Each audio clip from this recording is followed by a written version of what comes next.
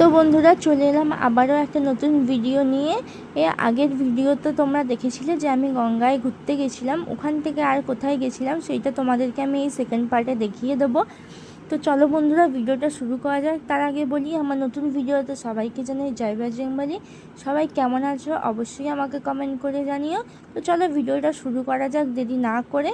তো বন্ধুরা গঙ্গা ঘোরার পরে দেখো ওখান থেকে একটুখানি দূরেই হাঁটলে দেখতে পাওয়া যায় যে ওখানে একটা খুব বড় মন্দির আছে। তো ওখানেই আমি আর বুবুন গেছিলাম। তো ওখানে দেখো ভিতরে না তিনখানা ঠাকুরের মন্দির আছে। তো কোন কোন ঠাকুরের মন্দির আছে আমি তোমাদের সমস্তটাই বলবো। তো দেখো জায়গাটা না অনেকটা বড়, মানে এই জায়গাটা ঘিরে হয়েছে, খুব সুন্দর জায়গা। আমি যতবারই যাই আমি ওখানে যাই। এর আগের বারেও যখন গেছিলাম না কালী পুজোর দিন গেছিলাম, কিন্তু তখন ওখানে প্রোগ্রাম হচ্ছিলো বলে আমি সেরকম ভিড়ের মধ্যে ঢুকতেও পারিনি। আর যেহেতু খাওয়া কাপড়ে ছিলাম সেই কারণের জন্য আমি আর ঢুকিনি, বাইরে থেকে দেখে আর চলে এসেছিলাম। তো এইবারে যখন আমি গেছিলাম তো সেই কারণের জন্য আমি কাছে জামা কাপড় পরে গেছিলাম। তো সেই কারণের জন্য আমি ভিতরে ঢুকেছিলাম, বুবনও ঢুকেছিল। তো দেখো প্রথমে ওখানে ছিল হচ্ছে শ্মশানকালী মন্দির।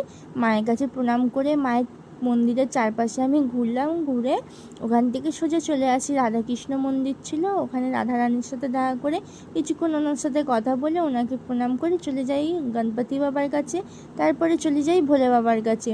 তারপর প্রণাম করে দেখো ওখানে বেরোই। আর একটুখানি দূরেই না ওখানে একটা শ্মশান ছিল। আমি বুবনকে কতবার বলেছি আগে চলো না, নিয়ে চলো, আমাকে একদম নিয়ে যায় না। আমার না এইসব জায়গায় যেতে খুব ভালো লাগে, কিন্তু আমাকে নিয়ে যায় না, ধারে কাছেই পৌঁছাতে দেয় না, না ও যেতে দেয় না আমাকে বাপি মা কখনো নিয়ে যায়। তো অনেক বলার পরে ও লাস্টে রাজি হয়েছিল নিয়ে যেতে। তো তারও একটা ব্যাপার ছিল, ঠিক আছে। ও নিয়ে যাওয়ার আগে আমার বুকে 3বার থুতু দিয়েছে।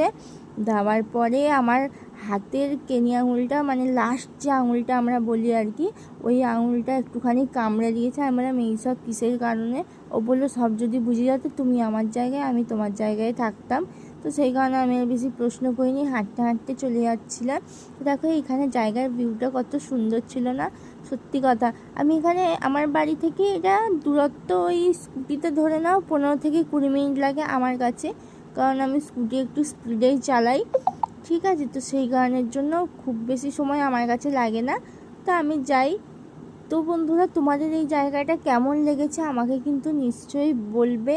আর কেউ যদি কখনো আসতে চাও আমাকে বলো, আমি তোমাদেরকে বলে দেবো প্রপার ঠিকানা কোথায়। তো দেখো শ্মশানের সামনে ওখানে দেখো একখানা বিছানা রাখা আছে, সদ্যই হয়তো কাউকে গতি করে গেছে।